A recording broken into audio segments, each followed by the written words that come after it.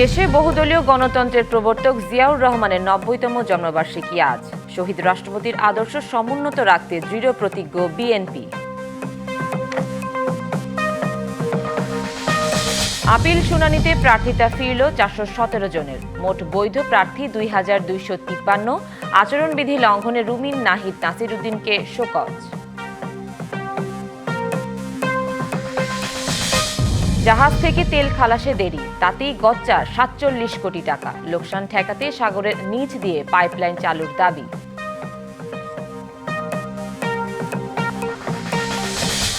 জরায়ুমুখের ক্যান্সারে দেশে প্রতি বছর মৃত্যু হয় ৬,০০০ জনের। ঝুঁকিতে থাকাদের টিকা দিয়ে প্রতিরোধ সম্ভব। বাংলাদেশের বিশ্বকাপ খেলা নিয়ে বাড়ছে অনিশ্চয়তা। আইসিসি দ্রুত ভেন্যু ও গ্রুপ পরিবর্তন না করলে টাইগারদের খেলা নাও হতে পারে। শহীদ রাষ্ট্রপতি জিয়াউর রহমানের ৯০তম জন্মবার্ষিকী আজ। দেশের রাজনীতিতে তার অভ্যুত্থান ছিল ইতিহাসের গভীর থেকে উঠে আসা এক বাস্তবতার অনিবার্য পরিণতি। তার শাসনামলে কর্মই শ্রেষ্ঠ, এই বার্তা তিনি শুধু ভাষণই নয়, বাস্তবায়নও করেছিলেন। শহীদ জিয়ার আদর্শ সমুন্নত রাখতে দৃঢ় প্রতিজ্ঞ বিএনপি। আর বিশ্লেষকরা বলছেন, জিয়ার উৎপাদনমুখী রাজনৈতিক দর্শন এই সময় অনেক বেশি প্রাসঙ্গিক।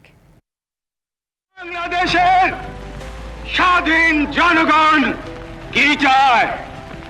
তারা চায় বেঁচে থাকবার অধিকার।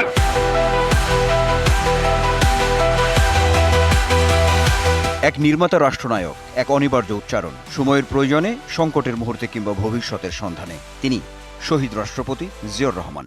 আপনারা নেতৃত্ব দিতে চান, আপনাদেরকে জনগণের মধ্যে যেতে হবে। ১৯৩৬ সালের ১৯শে জানুয়ারি বগুড়ার বাগবাড়িতে জন্ম জিয়াউর রহমানের। ১৯৫২ সালে তিনি করাচি একাডেমি স্কুল থেকে মাধ্যমিক পাশ করেন। ১৯৫৩ সালে ভর্তি হন করাচির ডিজে কলেজে। এখানে অধ্যয়নকালেই একই বছর পাকিস্তান মিলিটারি একাডেমিতে ক্যাডেট হিসেবে যোগ দেন। এরপর ১২তম পিএমএ কোর্সে স্নাতক সম্পন্নের পর ১৯৫৫ সালে কমিশন লাভ করেন জিয়াউর রহমান। সেনাবাহিনীতে নেন কমান্ডো প্রশিক্ষণ, হন প্যারাট্রুপার এবং একটি বিশেষ গোয়েন্দা কোর্স সম্পন্ন করেন। ১৯৬৯ সালের শেষের দিকে প্রশিক্ষণের জন্য জিয়াকে পাঠানো হয় পশ্চিম জার্মানিতে। ১৯৭১ দেশের মানুষ দিশাহীন, কি হচ্ছে কি ঘটবে এমন পরিস্থিতিতে কালুরঘাট বেতার কেন্দ্র থেকে স্বাধীনতার ঘোষণা দেন মেজর জিয়া। একাধারে তিনি ছিলেন সেক্টর কমান্ডার এবং জেড ফোর্স প্রধান। যুদ্ধের সময় মেজর জিয়া স্ত্রী সন্তান পরিবারের কথা না ভেবে প্রাধান্য দেন স্বাধীনতাকামী জনযুদ্ধকেই। পাল্টাকুর রাজনৈতিক বাকপতনের পর আবারও জাতির দিশা পায় জিয়াউর রহমানের কাছেই। ১৯৭৫ সালের ৭ই নভেম্বর সিপাহী জনতার বিপ্লবের মাধ্যমে রাজনীতির কেন্দ্রে আসেন তিনি। ১৯৭৮ সালের ১ সেপ্টেম্বর বিএনপি প্রতিষ্ঠার মাধ্যমে জিয়াউর রহমান নতুন ধরনের রাজনীতির দিগন্ত উন্মোচন করেন, প্রবর্তন করেন বাংলাদেশি জাতীয়তাবাদ। বাঙালি জাতীয়তাবাদ, সেখান থেকে শহীদ প্রেসিডেন্ট জিয়াউর রহমান বাংলাদেশি জাতীয়তাবাদে রূপান্তরিত করতে পেরেছিলেন। জিয়াউর রহমান বাংলাদেশের ইতিহাসের সবচেয়ে সৎ এবং দেশপ্রেমিক ব্যক্তি ছিলেন। তিনি একটি নিরপেক্ষ পররাষ্ট্রনীতি অনুসরণ করেছিলেন, যার মূল কথা ছিল যে friendship to all, malice two নান। যুগান্তকারী ১৯ দফা খাল খনন কর্মসূচি মাইলফলক পদক্ষেপ। দেশে প্রথম গার্মেন্টস শিল্পের সূচনা হয় জিয়াউর রহমানের হাত ধরেই। মুক্তবাজার অর্থনীতির প্রবর্তনও করেন তিনি। সার্ক গঠন সহ পররাষ্ট্রনীতিতে বিস্ময়কর সাফল্যের স্বাক্ষর রাখেন প্রেসিডেন্ট জিয়া। দেশ যখন সমৃদ্ধির পথে, বহির্বিশ্বে উজ্জ্বল হচ্ছে ভাবমূর্তি, সেই সময় ১৯৮১ সালের ৩০ মে কতিপয় বিপথগামী সেনা সদস্য তাকে হত্যা করে। শহীদ জিয়ার ৯০তম জন্মবার্ষিকীতে তার আদর্শ সমুন্নত রাখতে দৃঢ় প্রতিজ্ঞ বিএনপি নেতারা। যেহেতু জনগণ এবং সিপাহী সেই অবস্থা থেকে তাকে চিহ্নিত করে নিয়ে আসছিলেন, সেই জন্যই জিয়াউর রহমান এই দেশকে পরিবর্তন সাধন করতে পেরেছেন। এখনও বর্তমান প্রজন্ম সেদিকে বাংলাদেশকে নিয়ে যাচ্ছে। আগামী নির্বাচনে যদি জনগণ বাংলাদেশ জাতীয়তাবাদী দলকে দায়িত্ব দেয় রাষ্ট্র পরিচালনার, তাহলে আমরা জিয়ার মতোই সৎ থেকে, দুর্নীতির ঊর্ধ্বে থেকে দেশপ্রেমকে পুঁজি করেই এই রাষ্ট্র পরিচালনার দায়িত্ব পালন করব। সর্বজন বিদিত সৎ রাষ্ট্রনায়ক জিয়াউর রহমানকে ধারণ করা সময়ের দাবি, মত বিশ্লেষকদের। বাংলাদেশকে কিন্তু একটা অব্যাহত সংগ্রামের মধ্য দিয়ে আমরা যেতে হচ্ছে। সেইখানে শহীদ রাষ্ট্রপতি জিয়াউর রহমান বাংলাদেশে যে কূটনীতি, বিশেষ করে তিনি কিন্তু কূটনীতির সাথে অর্থনৈতিক কূটনীতিটাকেও যুক্ত করেছিলেন, সেইগুলো কিন্তু আজকের বাস্তবতায় অনেক বেশি প্রাসঙ্গিক। দুর্নীতিমুক্ত ন্যায় নীতি ভিত্তিক সমাজ ব্যবস্থা কায়েম করা।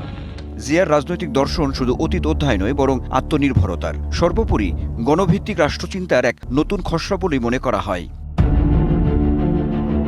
ক্ষণজন্ম রাষ্ট্রনায়ক ছিলেন শহীদ প্রেসিডেন্ট জিয়াউর রহমান। বাংলাদেশের জাতীয়তাবাদ, বহুদলীয় গণতন্ত্র সহ পারস্পরিক সহাবস্থান রাজনীতি যার হাত ধরেই চালু হয়েছিল। বিশ্লেষকরা বলছেন, চলমান রাজনীতির যে সংকটময় পরিস্থিতি তৈরি হয়েছে, তাতে করে সর্বোপরি শহীদ জিয়ার আদর্শই এখন খুব বেশি প্রাসঙ্গিক। Anwar Hossain, DBC news, Dhaka. জিয়াউর রহমান মহান মুক্তিযুদ্ধে বীরত্বপূর্ণ লড়াই সহ জাতির প্রতিটি ক্রান্তি লগ্নে অসামান্য অবদানের কারণে এই নামটি প্রতিটি বাংলাদেশির কাছে আস্থা ও সম্মানের। যিনি বাংলাদেশি জাতীয়তাবাদ নামে সব জাতিগোষ্ঠীকে গেঁথেছেন নতুন এক দর্শনের সুতোয়। সততা ও দেশপ্রেমের পরীক্ষায় উত্তীর্ণ জনপ্রিয় শহীদ রাষ্ট্রপতি জিয়াউর রহমান।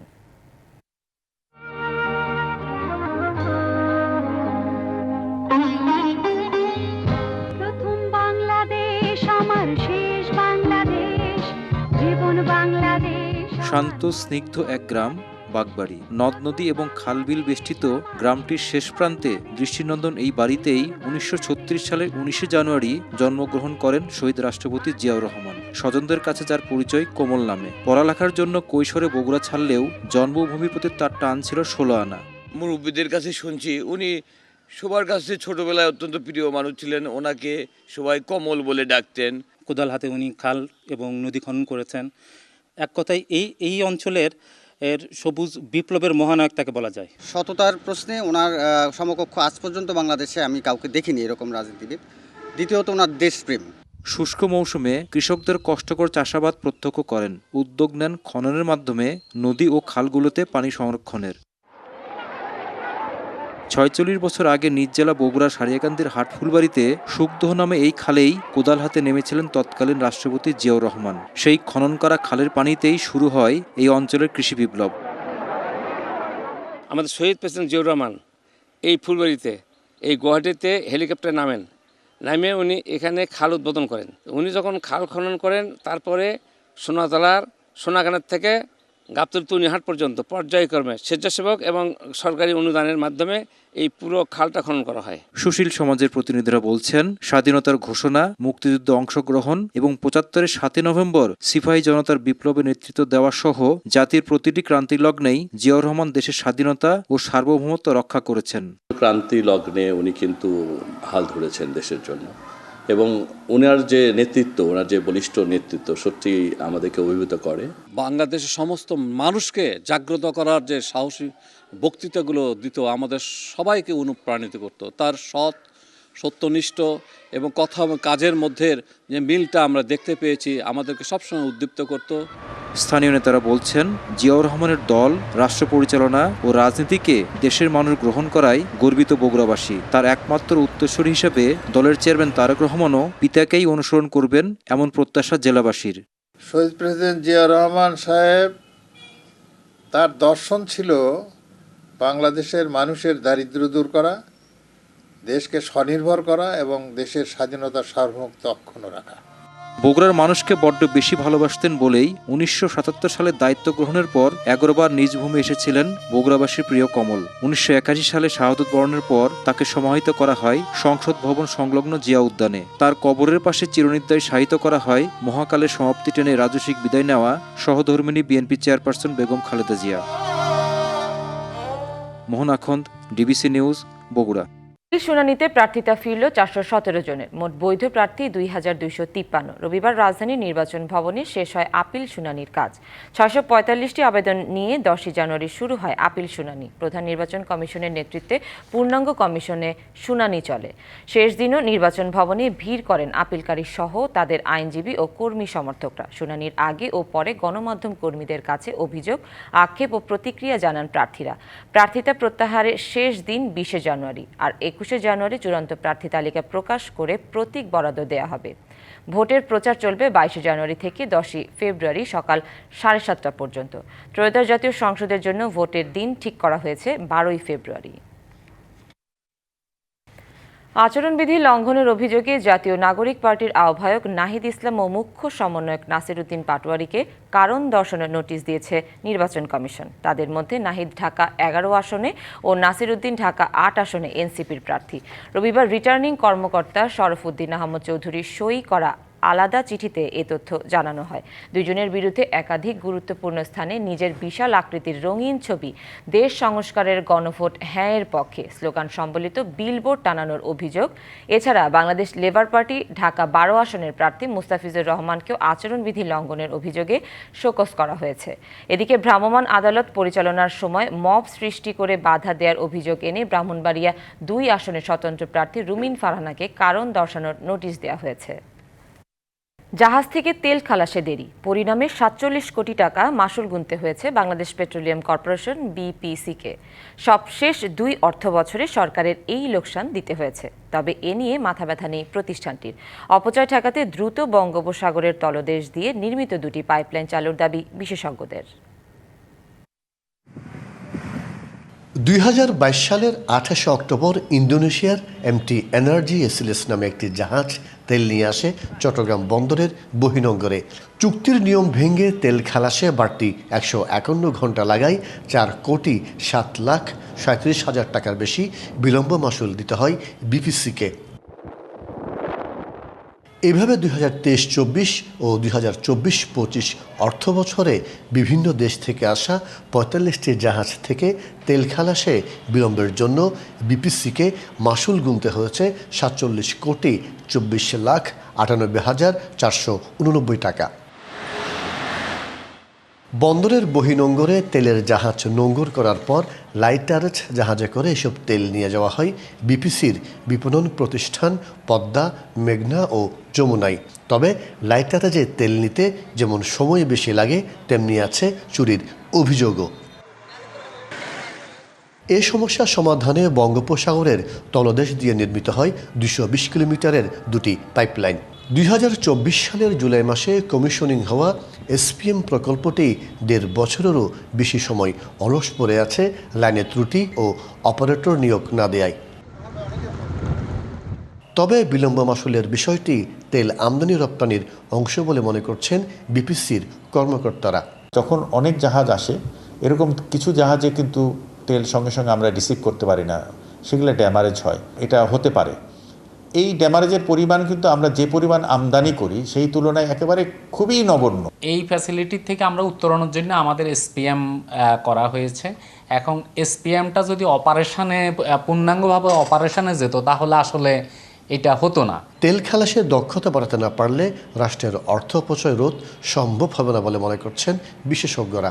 রেগুলার প্রবলেমগুলো চট্টগ্রাম বন্দরে হয়, এগুলাই আসলে মূল দায়ী ছিল জাহাজ খালাসের পিছনে, নাকি আসলে বাংলাদেশ পেট্রোলিয়াম কর্পোরেশনের কোনো নেগলিজেন্সি ছিল? এটা আসলে খুঁজে অনুসন্ধান করে বের করতে হবে। পাইপলাইন 2টি চালু হলে সাশ্রয় হবে বছরে 800 কোটি টাকা। সরকারি অর্থের অপচয় ঠেকাতে দ্রুত প্রকল্পটি চালুর তাগিদ সংশ্লিষ্টদের। মাসুদুল হক, ডিবিসি নিউজ, চট্টগ্রাম। ত্রয়োদশ জাতীয় সংসদ নির্বাচনে ভোটের দিন ঠিক হয়েছে 12 ফেব্রুয়ারি। সারা দেশে বইছে সেই ভোটের হাওয়া। এ নিয়ে কি ভাবছেন সাধারণ মানুষ থেকে শুরু করে আগামীর জনপ্রতিনিধিরা, সে কথা জানাতে ডিবিসি নিউজের ইলেকশন এক্সপ্রেস ছুটে যাচ্ছে সব সংসদীয় আসনে। এখন আছে সংসদীয় আসন 247 ব্রাহ্মণবাড়িয়া 5-এ। স্বাগত জানাচ্ছি সিএসআরএম ডিবিসি ইলেকশন এক্সপ্রেসে। আজ সারাদিন থাকবো ব্রাহ্মণবাড়িয়া 5 এবং 6 আসন। আমার সঙ্গে যুক্ত আছেন ব্রাহ্মণবাড়িয়া 5 আসনের বাংলাদেশ খেলাফত মজলিস থেকে মনোনীত প্রার্থী।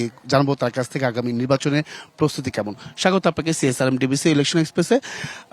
কেমন রেসপন্স পাচ্ছেন? সাধারণ মানুষের দোরগোড়া যাচ্ছেন। 17 বছর আপনারা সেভাবে প্রকাশ্যে মানুষের দোরগোড়ায় যেতে পারেননি, তারপরেও কেন বাংলাদেশ খেলাফত মজলিসকে এই আসন থেকে বেছে নেবে সাধারণ জনগণ? আলহামদুলিল্লাহ ভালো আছি। আসলে আমি 17 বছর না, জন্মলগ্ন থেকে এলাকায় থাকি এবং পুরো নবীনগরেই বিভিন্ন মহল্লা পাড়া মহল্লায় মাহফিল করি হিসেবে প্রত্যেকটা পাড়া মহল্লায় আমার পূর্ব পরিচিত আছে এবং কৃষ্ণনগরের চেয়ারম্যান হিসেবে এই পরিচয়টাকে আমি পুরো নবীনগর না সারা বাংলাদেশে ছড়িয়ে দিয়েছি। এটাকে ধারণ করে চলি বলেই পুরো নবীনগর উপজেলার প্রত্যেকটা মানুষ আমাকে চেয়ারম্যান হিসেবে এবং সফল চেয়ারম্যান হিসেবে জানেন এবং শুনেন। সেই কারণে আমি মনে করি উপজেলার প্রত্যেকটা ঘরেই আমাদের অবস্থান ভালো আছে আলহামদুলিল্লাহ। সেক্ষেত্রে সাধারণ ভোটাররা কি বলছেন, মানে বাংলাদেশ খেলাফত মজলিস ব্যক্তিকে আপনি ব্যক্তিকে মেনে নেবে নাকি প্রতীকের একটা বিষয় আছে বা দলের একটা বিষয়? নবীনগরে আমার ব্যক্তি ফোকাস আলহামদুলিল্লাহ ভালো আছে, মানুষ আমাকে ভালোবাসেন। দেন 10 দলীয় জোটের একটা প্রার্থী, যেহেতু আমাদের 10 দলের নেতাকর্মীরা আছেন, প্রত্যেকটা ওয়ার্ড লেভেলে আমাদের সেন্ট্রাল লেভেল পর্যন্ত আমাদের কমিটি করা আছেন। সব মিলিয়ে আমরা মনে করি যে 10টা দলের যেহেতু একটা জোট এবং 2টা মেরুতে বাংলাদেশে নির্বাচন হয়ে থাকে সারা জীবন আমরা যেটা দেখে আসছি, সেই হিসাবে এক মেরুতে আমি আছি এবং হেভিওয়েট প্রার্থী হিসেবেই লোকাল সাংবাদিকরাও সেটা মনে করেন, জনগণও মনে করেন।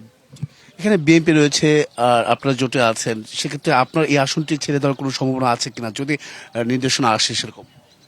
না, আমি কোনোভাবেই তো আমাকে নির্বাচন থেকে তো সরে যাওয়ার কোনো সুযোগ থাকে না, কারণ আমি যেহেতু 10 দলের প্রার্থী, আমি তো আর বিএনপির জোটের প্রার্থী না। তো সেক্ষেত্রে ভোটারদের জন্য আসলে কি ধরনের প্রতিশ্রুতি আপনি নিয়ে যাবেন?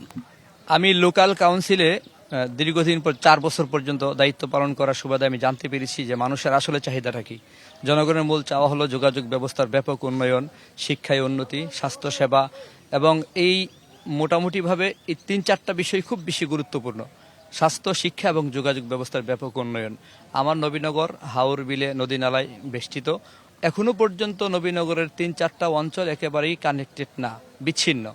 তো সেখানে আমি একটু হাত দিতে চাই, এবং দুর্নীতিতে অবশ্যই নবীনগরে আমরা একটা জিরো টলারেন্স অন্তত নবীনগরে আমরা প্রমাণ করব। যেহেতু আমার জন্য আমি মনে করি নবীনগরটা আমার জন্য বাংলাদেশ, সেই হিসেবে এটাকে আমি বাংলাদেশের মডেল হিসেবে দাঁড় করাতে চাই।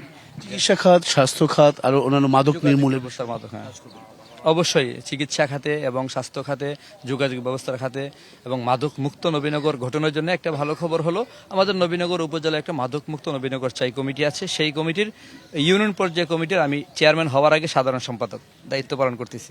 সাধারণ ভোটাররা আসলে কেন এই ইসলামী যে সংগঠনগুলো আছে, আপনাদের দলগুলো আছে, আপনাদেরকে আসলে কেন মূলত বেছে নিচ্ছে বা আপনাদেরকে? আমি যতটুকুন করেছি বা আমরা যেটা করেছি, নবীনগরে যখন দেখলাম যে করোনায় কোনো লাশ মারা গেল 19 সালে, তখন আমরা এই বাংলাদেশে এবং নবীনগরে ব্যাপকভাবে প্রমাণ করেছি করোনায় লাশগুলোকে দাফন করার জন্য কেউ ছিল না, আমরা আগে যেতাম। মানুষের দুর্দিনে খুব কঠিন সময়ে আমরাই খুব বেশি আগে থাকি। নবীনগরের ব্যাপকভাবে আলেমুল আমাদের এবং আমি আলেম হিসেবে আলেমুল আমাদের ব্যাপক একটা অংশগ্রহণ আছে, যে হ্যাঁ সনাতন ধর্মাবলম্বীদেরও এই নবীনগর থেকে আমরা একটা সৌহার্দ্যপূর্ণ পরিবেশ নিয়ে চলছি। বিগত দিনে তাদের পূজা, আমার ইউনিয়নে যে মন্দিরগুলো ছিল আমি সেখানে সিসি ক্যামেরা লাগিয়ে দিয়েছি, তাদের সার্বিক নিরাপত্তার জন্য সবসময় সজাগ থাকতাম, এবং সনাতন ধর্মীয় অবলম্বী ভাইদের সাথে আমার একটা গুড রিলেশন সারা জীবনের ছিল, যেটা এখনও আছে আলহামদুলিল্লাহ, ভবিষ্যতে থাকবে। বিএনপির সঙ্গে কতটা ফাইট হতে পারে? আমি ফাইট মনে করছি না। আমাদের শান্তিকামী এই নবীনগরে আমরা সবাই মিলে একটা প্রতিযোগিতায় যাব এবং আশা করি আমরাই ভালো করবো ইনশাআল্লাহ। অসংখ্য ধন্যবাদ। আমাদের সঙ্গে আপনি এতক্ষণ যুক্ত ছিলেন। পরবর্তী সংবাদ বেলা 12টায় থাকছে ভিন্ন কোনো রাজনৈতিক দলের মনোনীত প্রার্থীরা কি ভাবছেন আগামী নির্বাচনকে কেন্দ্র করে, সেসব বিষয়ের সঙ্গে থাকুন CSRM ডিবিসি ইলেকশন এক্সপ্রেসের। শীতের তীব্রতায় পঞ্চগড়, ঠাকুরগাঁও, দিনাজপুর, চুয়াডাঙ্গা সহ বিভিন্ন জেলায় মানুষের দৈনন্দিন জীবনযাত্রা ব্যাহত হচ্ছে। ঠাকুরগাঁওয়ে তাপমাত্রা রেকর্ড করা হয়েছে 9.8 ডিগ্রি সেলসিয়াস। তাপমাত্রা কম থাকায় জেলার শীতের অনুভূতি জোরালো হয়েছে। ভোর থেকে সকাল পর্যন্ত হালকা কুয়াশা দেখা গেছে। সকালবেলা রাস্তাঘাটে মানুষের চলাচল ছিল তুলনামূলকভাবে কম। শীতের কারণে দিনমজুর, খেটে খাওয়া মানুষ, শিশু ও বয়স্কদের ভোগান্তি বেড়েছে।